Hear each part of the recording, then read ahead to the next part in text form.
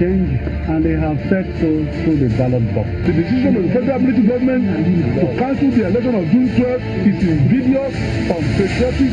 It is true that the presidential election was generally seen to be free, fair, and peaceful. However, there was in fact a huge array of electoral practices virtually in all the states of the Federation.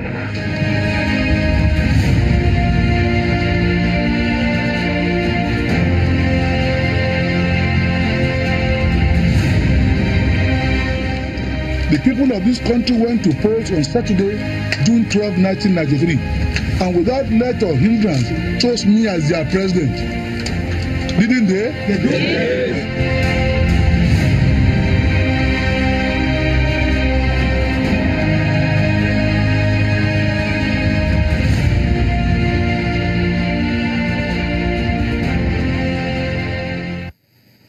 The past few days, I've seen many Nigerians weighing on this topic. The declaration made by the President Muhammadu Buhari that June 12 will now replace May 29 as Democracy Day.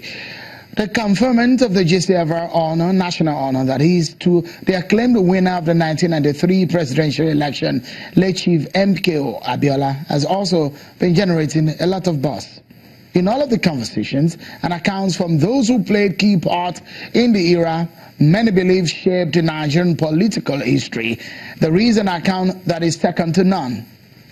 Year of incarceration, solitary confinement, dismissal of his business interests, and his eventual death obviously left a vacuum in the family.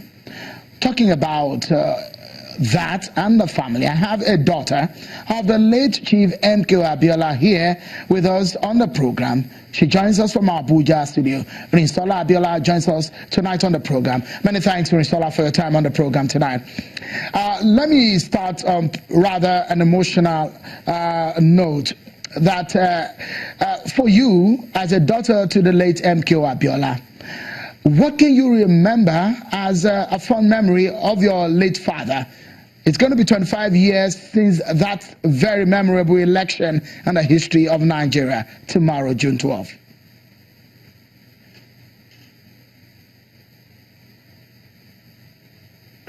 Thank you for having me, Sean.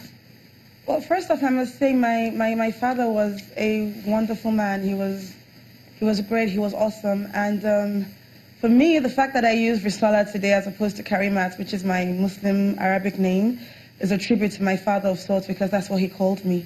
My mother told a lot of stories. She still tells them about how good he was with children, how kind he was, how generous, and how he saw to it that we were comfortable and that we had everything we needed.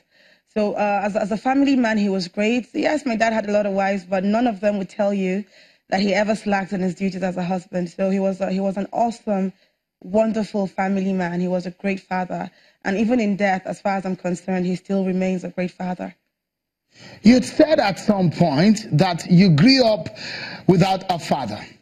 What was that like? Briefly, if you can tell us.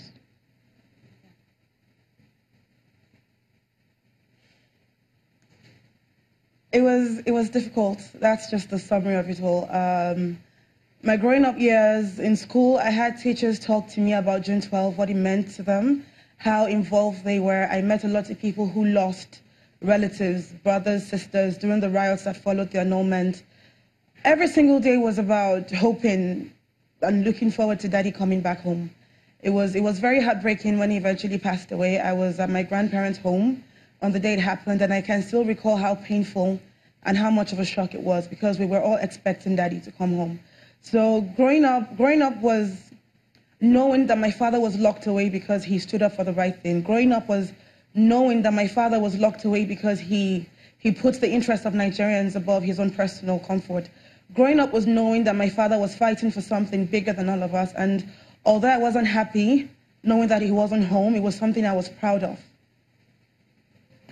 Looking back, do you think it was worth it?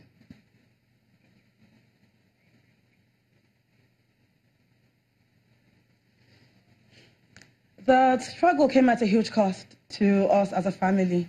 Daddy died. We were hoping he would come back, and he never did. So I don't think there is anything that could actually fully compensate for that. But as I said, my father was somebody who placed national progress above his comfort, above his safety, because when he did what he did that declaration, he knew what the consequences would probably be. But he was brave, and he did the honorable thing, irrespective of what the cost might be. So he paid the price that he believed was necessary. So it's really not a matter of personal opinion. We have our democracy now. Nigerians are free. They can speak. They can choose the people who lead them. We can express ourselves freely. So yes, to a degree, it's a sacrifice he made so that all of us could be free. Yes. The pronouncement of President Muhammadu Buhari to your family, how does that come to you? First and foremost, tomorrow, June 12, is going to be honored posthumously. Yes.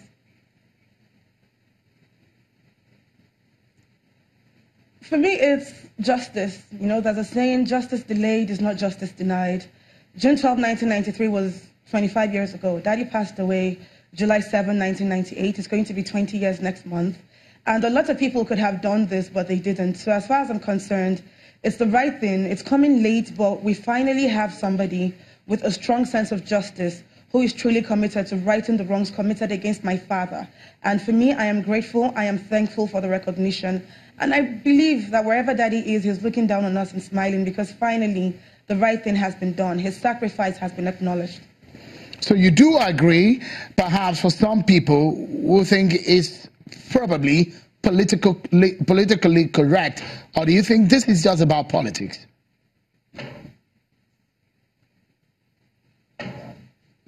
This decision is politically correct. It is morally correct. It's the moral thing to do. It's the right thing to do.